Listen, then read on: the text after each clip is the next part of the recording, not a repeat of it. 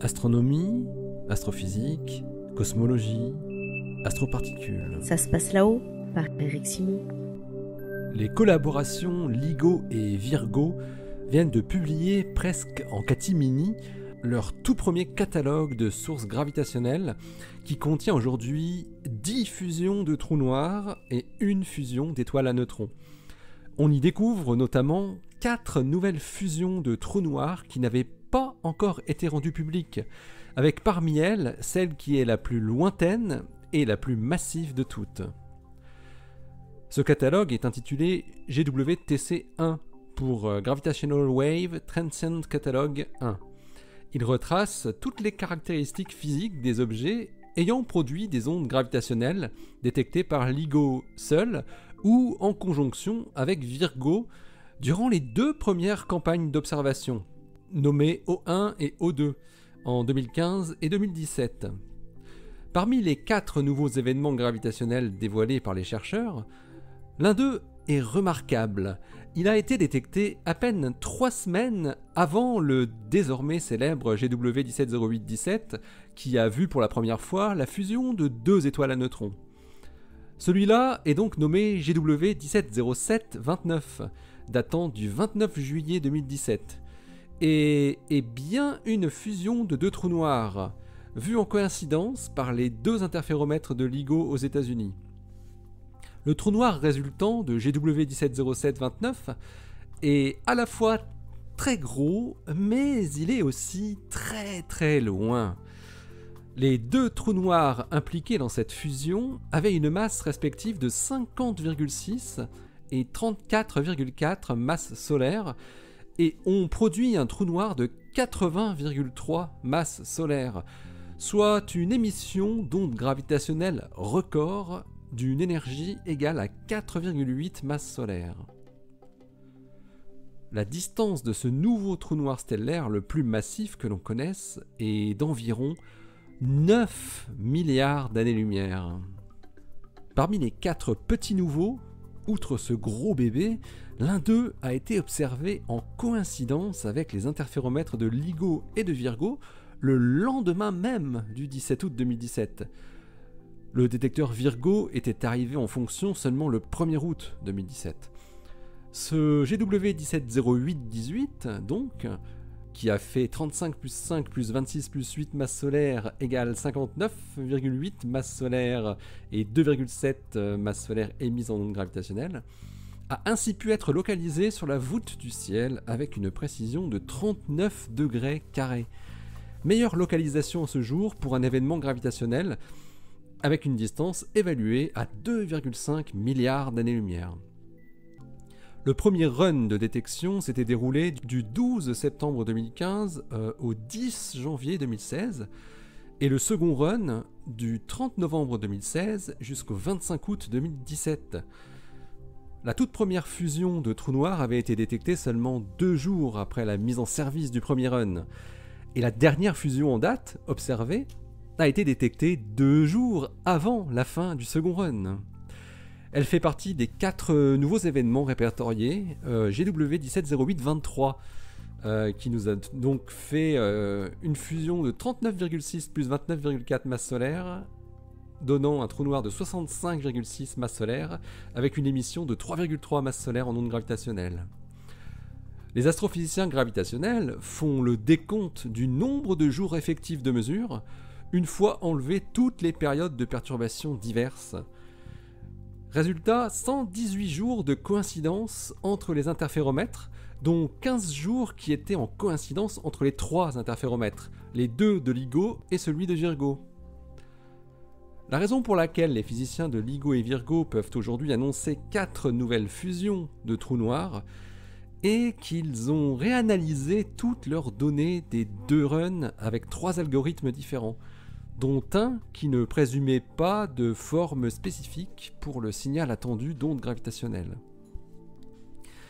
Ils ont également appliqué une procédure améliorée de nettoyage du bruit expérimental se superposant au signal utile. Les 11 événements qui sortent de ces nouvelles analyses, 10 fusions de trous noirs et une fusion d'étoiles à neutrons, ont une probabilité supérieure à 50% d'avoir une origine astrophysique. On y retrouve les 7 événements déjà publiés et les 4 petits nouveaux. 3 événements ont été détectés durant le premier run, dont un nouveau officiellement identifié, GW 151012, alors qu'il n'était jusqu'alors qu'un candidat incertain. Les autres ayant été vus durant le second run. En moins d'un mois, alors que les interféromètres étaient pleinement fonctionnels, entre le 29 juillet 2017 et le 23 août 2017, ce sont 6 sources gravitationnelles qui ont été détectées. Un couple de trous noirs en orbite quasi circulaire, l'un autour de l'autre, juste avant de fusionner, est décrit par une combinaison de 15 paramètres. 8 paramètres du système de trous noirs lui-même, leur masse et leur vecteur de rotation, et 7 paramètres qui décrivent les processus liés aux ondes gravitationnelles, la distance de la source, l'inclinaison du système de trous noirs par rapport à la ligne de visée, l'angle de polarisation des ondes gravitationnelles, le moment de la fusion et la phase des ondes gravitationnelles émises. Le catalogue GWTC1 compile tous ces paramètres pour les différentes fusions de trous noirs détectées. Concernant la fusion de 2 étoiles à neutrons, GW170817, ces ondes gravitationnelles dépendent aussi d'un autre paramètre qui est la déformabilité de marée.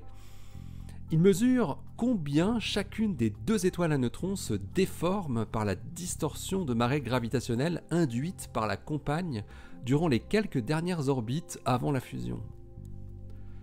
Ce paramètre de déformabilité de marée fournit de précieuses informations sur l'équation d'état des étoiles à neutrons, leur structure interne, encore si mal connue. La masse de ces 20 trous noirs détectés, avant fusion, s'étale entre 7,6 masses solaires dans GW170608 et 50,6 masses solaires dans GW170729. Une plage de masse cohérente avec ce qu'on pouvait attendre d'après les chercheurs. En revanche, pour ce qui est de leur vecteur de rotation individuel avant fusion, les valeurs sont très difficilement mesurables avec la sensibilité actuelle des détecteurs. Avec ses 4,8 masses solaires émises en ondes gravitationnelles, en une fraction de seconde, GW170729 à lui seul a rayonné 4 puissance 49 joules par seconde, une puissance énergétique équivalente à 50 fois la puissance lumineuse de toutes les étoiles de l'univers observable. À partir du nombre de sources gravitationnelles détectées durant les runs O1 et O2, les physiciens des collaborations LIGO et Virgo peuvent estimer les taux d'événements de fusion qu'ils vont pouvoir détecter à l'avenir à partir du printemps 2019, début du run O3. Ils calculent un taux de fusion de trous noirs compris entre 9,7 et 101 par an et par gigaparsec cube. Un taux de fusion d'étoiles à neutrons compris entre 110 et 3840 par an et par gigaparsec cube, et un taux de fusion trou noir étoile à neutrons d'au maximum 610 par an et par gigaparsec cube. En quelques années d'observation, les chercheurs estiment qu'ils détecteront plusieurs dizaines de sources gravitationnelles. LIGO et Virgo devraient d'ailleurs être rejoints par l'interféromètre japonais Kagra vers la fin de 2019, ce qui permettra de localiser encore mieux les sources.